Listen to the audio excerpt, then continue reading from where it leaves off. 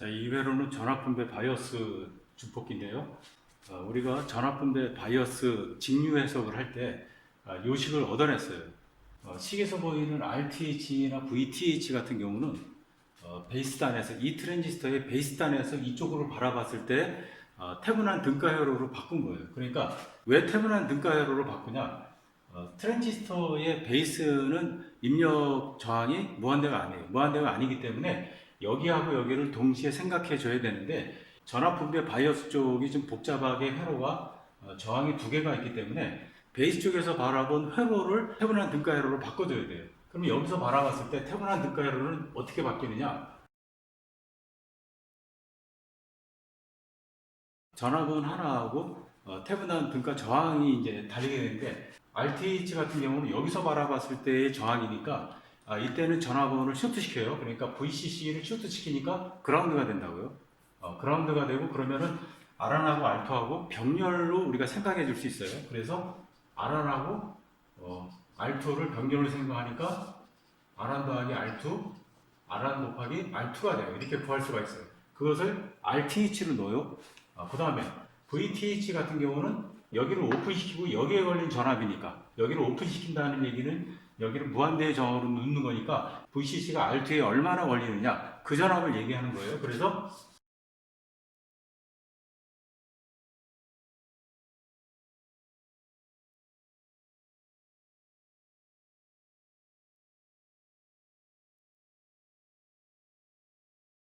구체적인 값을 놓고 우리가 베타이에서 영향을 받느냐 안 받느냐 이것도 물론 했는데 다시 한번 상기하는 의미에서 짚어보기로 하겠습니다.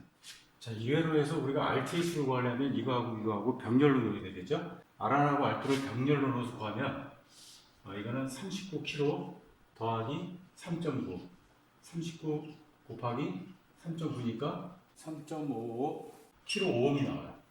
그 다음에 VTH는 계산하면 2V가 나와요. RTH는 3.55 VTH는 2V를 여기다 넣고 계산해 주면 돼요. 그럼 베타가 50일대하고 100일대를 나눠서 한번 계산해 보도록 하죠. 베타에 따라서 어떻게 출력이 변하는지 뭐 여기까지 다 생각해 줘도 되는데 컬렉터하고 에미터 사이 VC 값만 우리가 생각해도 돼요. 그래서 여기만 한번 계산해 보도록 하겠습니다. 자, 예를 들어서 베타가 50일 때 IB를 한번 구해보자고요. IB는 RTH가 2.5 kΩ 더하기 베타가 50일 때니까 51 곱하기 RE는 1.5 kΩ 1.5 kΩ 그 다음에 VTH가 2V 빼기 VB는 0.7V니까 0.7V 이걸 계산하면 16.24 마이크로 암페어가 나와요. 그러면 컬렉터 전류는 베타 곱하기 IB니까 50 곱하기 16.24 마이크로 암페어 0.81mA가 나와요.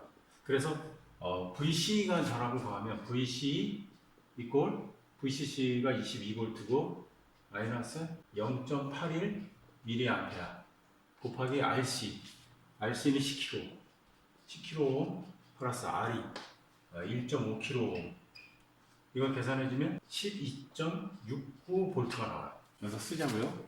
베타가 50일 때 RC는 0.81mA 그 다음에 VCE는 12.69V 자, 베타가 100일 때는 이게 101이 되고 이걸 계산해주면은 8.38 마이크로 암페어가 나와요.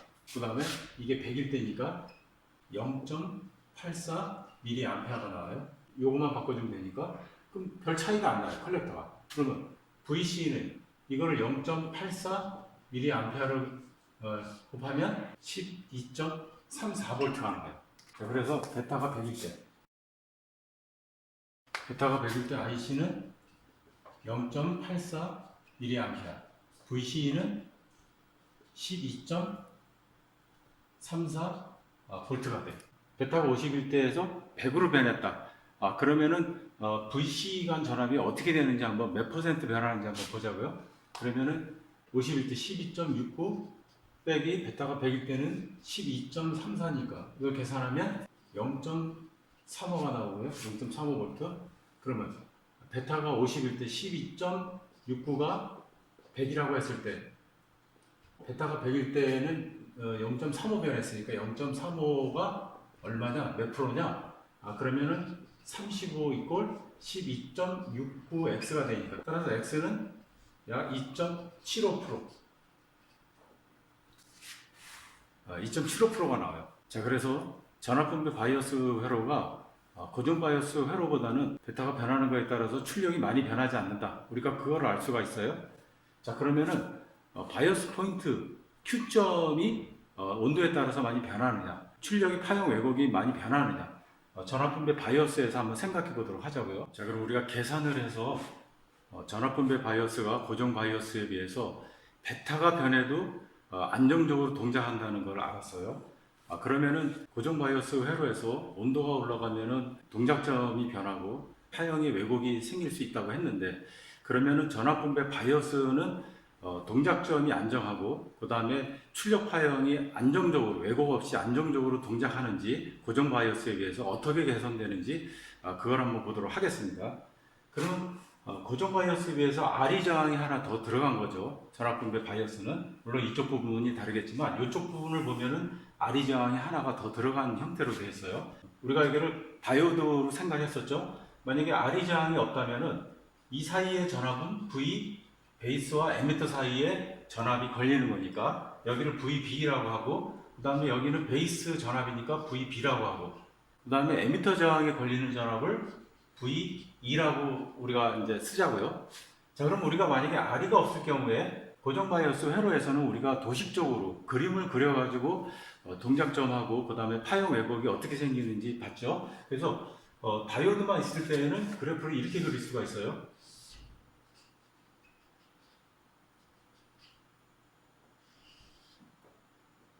0.7V에서 턴온이 된다고 치고, 그래서 이거를 통해서 도식적으로 우리가 파형 왜곡하고 동작점이 어떻게 변하는지를 봤어요. 자, 그런데 전압분배 바이어스 회로에서는 플러스 여기 RE 저항이 들어갔어요. 그러면 RE 저항에 걸리는 전압과 전류는 우리가 도식적으로 어떻게 그려낼 수 있는지 한번 생각해 보자고요. 그러면 V2가 변하는 거에 따라서 I2가 변하겠죠. 여기 흐르는 전류는 I2가 되겠죠.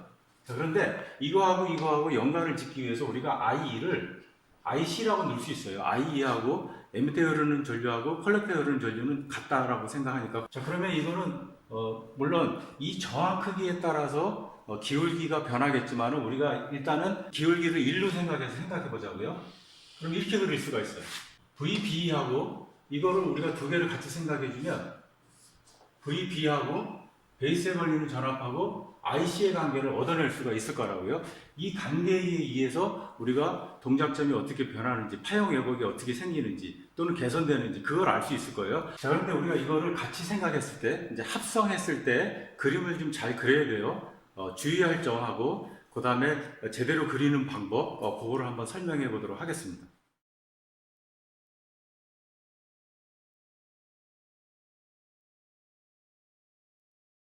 여기 보시면은 이게 IC가 되고, 그 다음에 B가 되는 거예요. 베이스에 걸리는 전압하고 IC의 관계인데, 지금 여기 보시면 이렇게 된 거를 보시면 요거는 IC 이꼴 IS 2의 VBE 분의 VT 마이너스 1에 대한 그래프예요. 이게 그 다음에 이 그래프는 IC 이꼴 V2에 대한 그래프예요. 두 그래프를 합성해서 VB 대 베이스에 걸리는 전압하고 출력 전류 IC, 컬렉터 전류의 관계를 우리가 그려낼 수 있어야 돼요. 이거를 그려낼 때 에미터 쪽만 보면 여기가 VB이고 여기가 V2죠.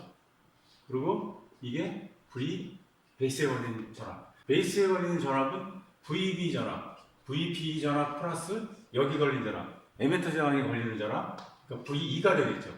그러면은 우리가 좀 잘 생각해야 될 건 뭐냐면은 베이스 전압, 그러니까 여기서 보면은 X축을 더해주는 거예요. X축을 더해야 되지 Y축을 더해주면 안 돼요. 그래서 X축을 더해서 VB의 그래프를 그려내야 돼요. 자, 그러면 그래프를 어떻게 그릴 수 있냐면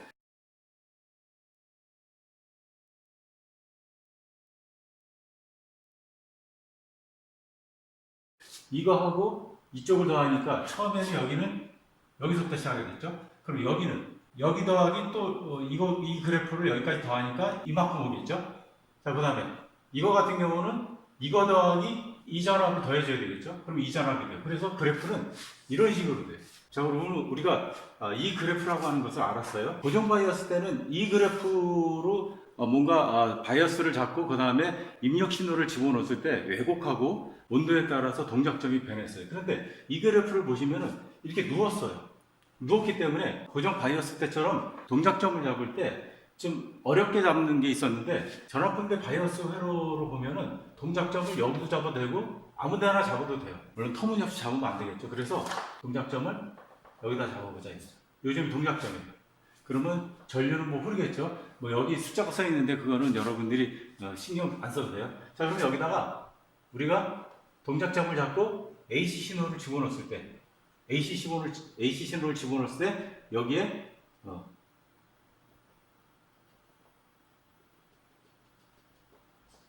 해당하는 전류가 흐르겠죠. 컬렉터 전류가 흐르겠죠. 그러니까 동작점을 잡는데 어려움이 없어요. 기울기가 거의 일정하기 때문에 출력의 왜곡이 일단 없어요.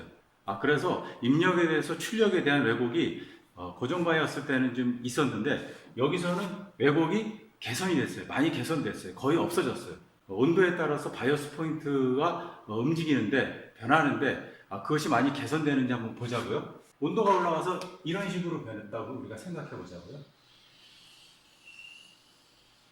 이렇게 변했어요. 이만큼. 자, 그러면 바이어스 포인트가 여기서 이만큼 움직였죠. 바이어스 포인트가 물론 출력도 변하겠죠. 올라간 만큼. 그러면 출력은 이렇게 변하고 바이어스 포인트는 이 정도 변했어요.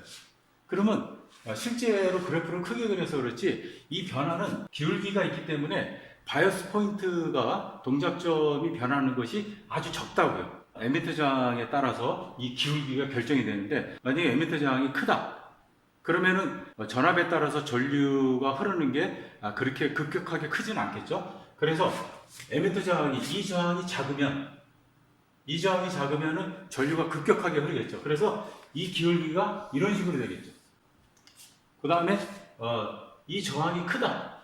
그러면은 전류 흐름이 그렇게 뭐 세지 않으니까 기울기는 아래로 내려가겠죠. 그러면 이 저항이 크면 클수록 만약에 이거하고 합성을 시킨다. 그러면은 이렇게 되겠죠. 온도가 올라가서 그래프가 이렇게 된다고 해도 요거하고 요거 차이가 더 적어질 거라고요. 따라서 우리가 결론 낼 수 있는 건 뭐냐면 에미터에 저항이 있는데 이 저항이 크면 클수록 파형 왜곡하고 그 다음에 온도에 따라서 동작점이 변하는 것을 많이 개선시킬 수 있다. 더 좋아지게 할 수 있다. 저항이 작으면 작을수록 그 개선 효과는 좀 줄어든다. 전압분배 바이어스 회로가 고정 바이어스 회로보다 여러 가지 성능이 개선된 회로다. 우리가 그렇게 결론 내릴 수가 있어요. 자, 그런데 고정 바이어스 회로하고 전압분배 바이어스 회로를 두 개를 비교했을 때 고정 바이어스 회로가 전압분배 바이어스 회로에 비해서 단점만 있는 것이냐? 다시 말하면은 전압분배 바이어스가 장점만 있는 것이냐? 그렇지는 않아요. 하나를 얻으면은 하나를 잃는 게 있어요. 자, 그래서 고정 바이어스 회로에 비해서 전압분배 바이어스 회로가 여러 가지 특성 개선 효과가 있지만은 단점이 있어요. 그 단점이 무엇인지 보고 그럼 그 단점을 해결하기 위해서 회로적으로 어떤 조치가 취해지면은 그 단점을 해결할 수 있는지 그걸 한번 보도록 하겠습니다.